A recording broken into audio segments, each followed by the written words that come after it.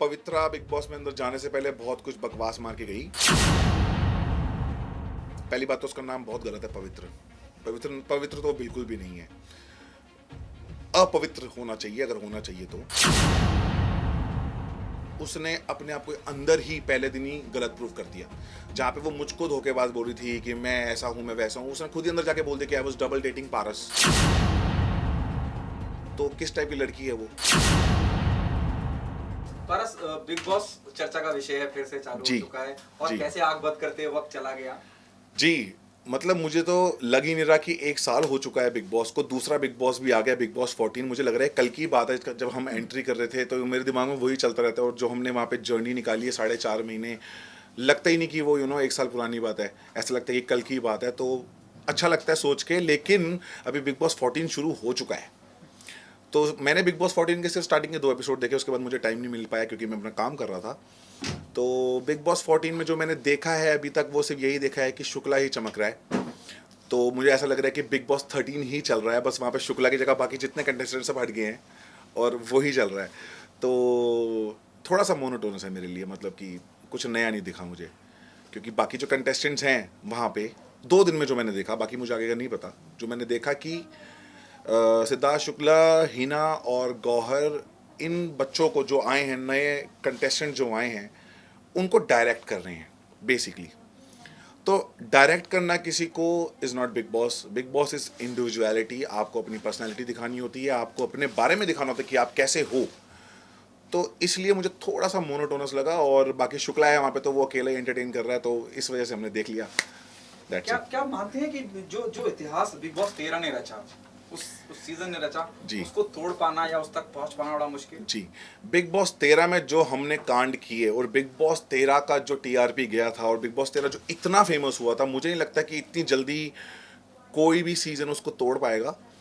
पर मैं चाहूँगा कि बिग बॉस हमेशा हिट जाए, क्योंकि मेरा फेवरेट शो है। मुझे सब कुछ बिग बॉस नहीं दिया है। आज की डेट में मैं जो हूँ वो बिग बॉस की वजह से हूँ। लोग मुझे जो प्यार दे रहे हैं, और जो मैं अपना प्रोडक्शन हाउस भी खोल पाया, तो मेरी यही प्लानिंग भी मेरी यही थी कि मैं बिग बॉस के बाद अपना प्रोडक्शन हाउस खोलूँगा।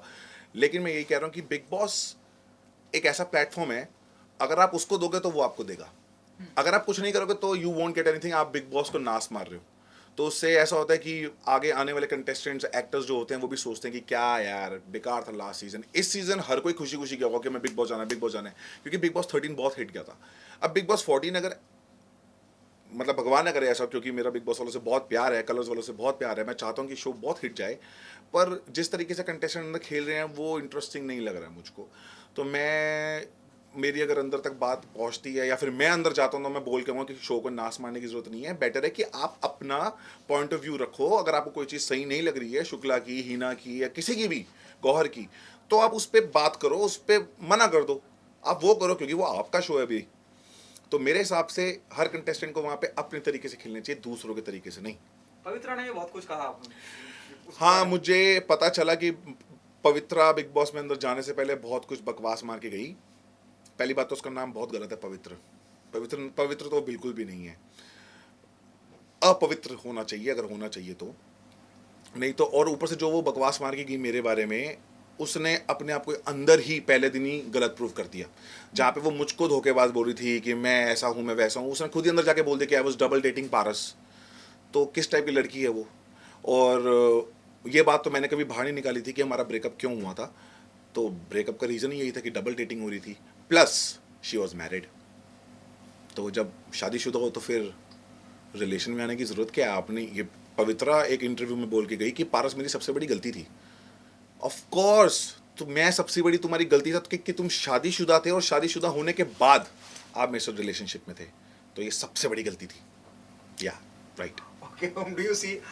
Tamboli is there, Jasmine is there. Whom you see? They या are तंबोली है वहाँ पे। तंबोली मुझे लग रहा है कि सिर्फ कॉपी कर रही है वो हमारे एक्स कंटेस्टेंट्स की। तो ex जैसे। मैं नाम नहीं लेना चाहता कि किसकी कॉपी कर रही है, वो लोगों को पता ही है किसकी कॉपी कर रही है। और दूसरी वहाँ पे जैस्मिन है, तो जैस्मिन मुझे कहीं ना कहीं सेंसिबल लगी। उसकी जो, मतलब जैस्मिन भी जब एंटर करी थी बिग बॉस में, वो भी मुझे लग रहा है कि वो हमारे एक्स कंटेस्टेंट की कोशिश करी थी कॉपी करने की, लाइक बच्चा बनना या वो सब। तो वो ठीक था। मुझे, मैं थोड़ा डिसअपॉइंटेड था उसकी एंट्री से कि यार ये ऐसी तो नहीं है। क्योंकि जब बिग बॉस 13 में वो आई थी 2 बारी एज Guest. अ गेस्ट, तो वहाँ पे उन्होंने अपनी एक बहुत ही अलग पर्सनैलिटी दिखाई थी, लेकिन फिर भी मैं जैस्मिन को गलत नहीं बोलूँगा। जैस्मिन जब अंदर गई तो उनका जो एटीट्यूड था वो मुझे बहुत अच्छा लगा, कि हर चीज़ पे स्टैंड लेना, हर बात को बोलना कि नहीं ऐसे नहीं, ऐसे ऐसे नहीं, ऐसे। तो मुझे लगता है कि जैस्मिन बहुत अच्छा कर रही है इस वक्त फ़िलहाल। एजाज एजाज को मैंने स्टार्टिंग के 2 दिन देखा, मैंने देखा कि this guy is very interesting. Interesting है, वो थोड़ा सा ऐसा है कि वो सोशलाइज नहीं है, लड़कियों को छूता नहीं है, और फिर भी वो कोशिश कर रहा है थोड़ा सा, मतलब वो कहीं ना कहीं मुझे इंटरेस्टिंग लग रहा है, क्योंकि जो वो नहीं करता शायद वो कर रहा है, तो विच इज़ ग्रेट। तो उसको अपनी पर्सनैलिटी दिखानी चाहिए और अच्छा निकल के आना चाहिए। एक लव एंगल निकल रहा है एजाज हाँ और जी। पवित्रा के बीच में भी। ओ, अगर ये लव एंगल निकल रहा है तो मैं एजाज भाई के लिए प्रे करूंगा कि यार इसकी ज़िंदगी सही रहे, वरना ये बंदे की तो ज़िंदगी झंड होने वाली है अगर इस लड़की के साथ रहा तो।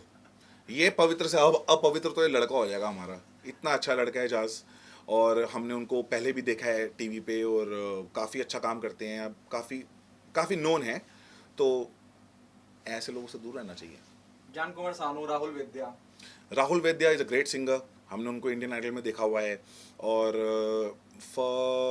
और मैं राहुल वैद्या को भी ये कहना चाहूँगा कि मैंने फर्स्ट एपिसोड देखा था जहाँ पे वो उसी अपवित्र के साथ बैठ के बात कर रहे थे, और वो बता रही थी कि मैं ऐसी लड़की हूँ जहाँ पे कि अगर मेरा बॉयफ्रेंड, अगर मेरा पार्टनर कहीं बाहर मुंह मार के आ रहा है, लेकिन घर पे जब बेल बजा रहा है तो वो सब कुछ बाहर छोड़ के आए। और उसने बोला वाह यार लड़का कितना लकी होगा। उसने मुझको भी सेम लाइन बोली थी, मैंने भी यही बोला था कि वाह यार लड़का तो बड़ा लकी होगा। पर वो बात बोली थी ना कि मेरा पार्टनर ऐसे करे तो I have no issues, actually में वो बात अपनी करी थी कि बाहर जितना मर्जी कुछ करके आए, लेकिन गेट पे आऊंगी तो सिर्फ तेरी ही होंगी। So that was a thing, वो अपने लिए बात करी थी, दूसरों के लिए नहीं। Okay, what else is happening apart from the production house? आप शूट के लिए भी यहाँ आना शुरू हाँ हो जी, गया है। हाँ जी। और क्या वो जी। सम बिग तो प्रोजेक्ट, बिग स्क्रीन? हाँ जी, हाँ जी, हाँ जी, हाँ जी। तो बहुत ही जल्दी अभी तो मैंने म्यूजिक लेबल ऑन किया है, और म्यूजिक लेबल भी मैंने ऑन क्यों किया है, क्योंकि किसी ने बोला था कि पारस में वो कैलिबर नहीं है।